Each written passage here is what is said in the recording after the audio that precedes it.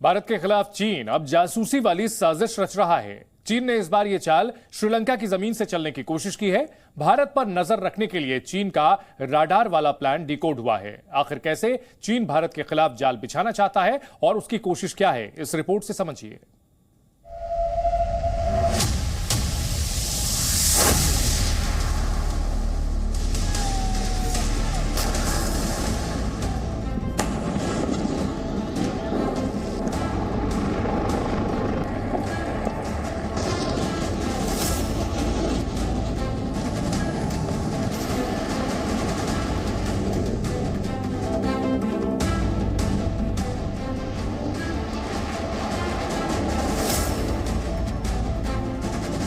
चालबाज चीन का जासूसी प्लान डिकोड।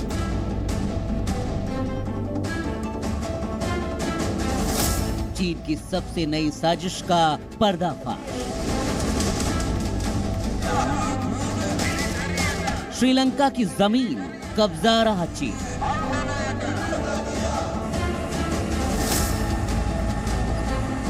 रडार वाला हथकंडा चीन को पड़ेगा महंगा।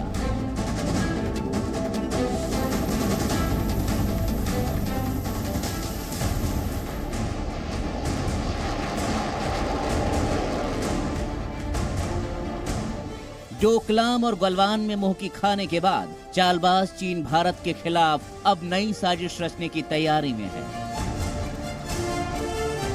कई मुद्दों को लेकर अपने ही देश में घिरे चीन के राष्ट्रपति शी जिनपिंग एक बार फिर भारत को निशाना बनाकर अपनी जनता का ध्यान भटकाने की कोशिश में हैं। भारत के खिलाफ नई साजिश का खुलासा होने के बाद ये साफ हो चुका है कि चीन किसी भी हालत में सुधरने वाला नहीं है। चीन अपनी विस्तारवादी नीति से बाज नहीं आ रहा। आर्थिक मोर्चे पर लगातार कमजोर हो रहा चीन अपने पड़ोसियों को डराने के लिए हर हथकंडा अपनाने की तैयारी कर रहा है। मीडिया रिपोर्ट्स के मुताबिक चीन अब कर्ज के जाल में डूबे श्रीलंका की जमीन पर अपना एक रडार बेस बनाने की तैयारी कर रहा है।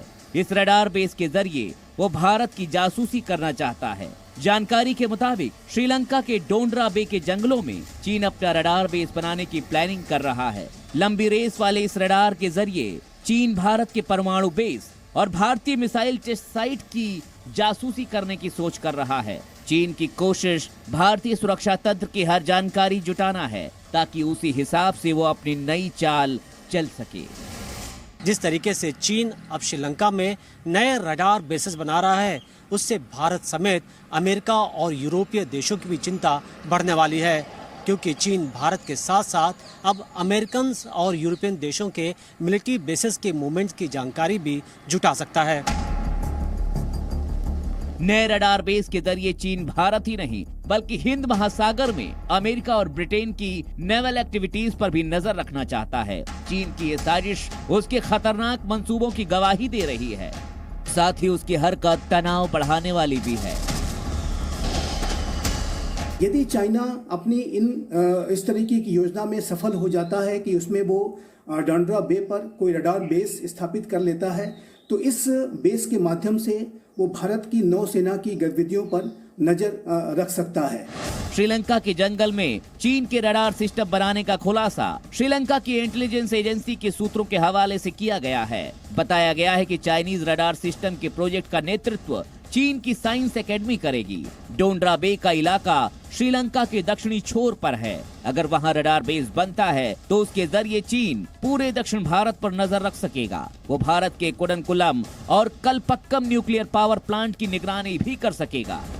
यदि चाइना डोंडरा बे में रडार बेस को बनाने में सफल हो जाता है तो इसके माध्यम से वो भारत के कुंडमकुलम और कलपक्कम न्यूक्लियर पावर प्लांट्स पर भी नज़र रख सकता है, और जाहिर है कि ये भारत के लिए एक बेहद चुनौतीपूर्ण स्थितियां पैदा कर सकता है। भारत के खिलाफ चीन की साजिश ऐसे वक्त में बेनकाब हुई है जब जिनपिंग की नीतियों को लेकर उसके ही देश में कई सवाल उठ रहे हैं, जबकि चीन में मोदी की खूब तारीफ हुई है। ऐसे में जिनपिंग नई चाल चलना चाहते हैं जिससे वो भारत को कमजोर करने के अपने मंसूबों को आगे बढ़ा सकें। मगर प्रधानमंत्री मोदी पहले ही साफ कर चुके हैं कि आज का भारत सिर्फ बातें नहीं करता बल्कि करारा जवाब भी देना जानता है।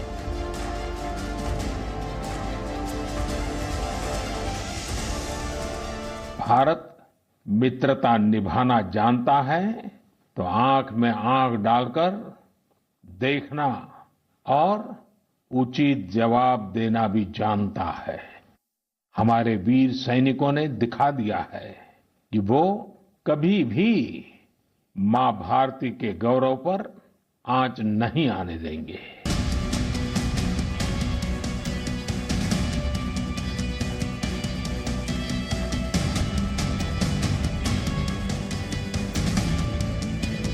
भारत दुनिया में सबसे तेजी से उभरती हुई ताकत है। इसका अंदाजा, इसका एहसास चीन और उसके चेले पाकिस्तान को बखूबी है।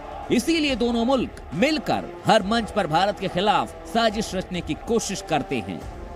ऐसा ही कुछ उन्होंने भारत पे हो रही G20 की बैठकों को लेकर भी किया था। चीन और पाकिस्तान ने श्रीनगर में G20 की बैठक को रोकने के लिए पूरी ताकत लगाई थी, लेकिन भारत ने उसके नापाक इरादों पर पानी फेर दिया और श्रीनगर में 22 से 24 मई के बीच G20 के टूरिज्म वर्किंग ग्रुप की बैठक कराने का ऐलान कर दिया। चीन और पाकिस्तान के मुंह पर भारत ने करारा तमाचा जड़ा है। दोनों देशों के ऐतराज के बावजूद श्रीनगर में G20 की अगली बैठक कराने का भारत ने फैसला किया है। देखा जाए तो इससे पहले भी अरुणाचल प्रदेश में हुई G20 की बैठक को लेकर के चीन पहले से ही भारत से चिढ़ा हुआ है और अब श्रीनगर में होने वाली यह बैठक चीन के लिए उसके जले पर नमक छिड़कने जैसा है। पाकिस्तान और चीन ने श्रीनगर में G20 की बैठक रोकने के लिए सऊदी अरब और तुर्की से गोलबंदी करने की भी कोशिश की थी, लेकिन उसका कोई फायदा नहीं मिला।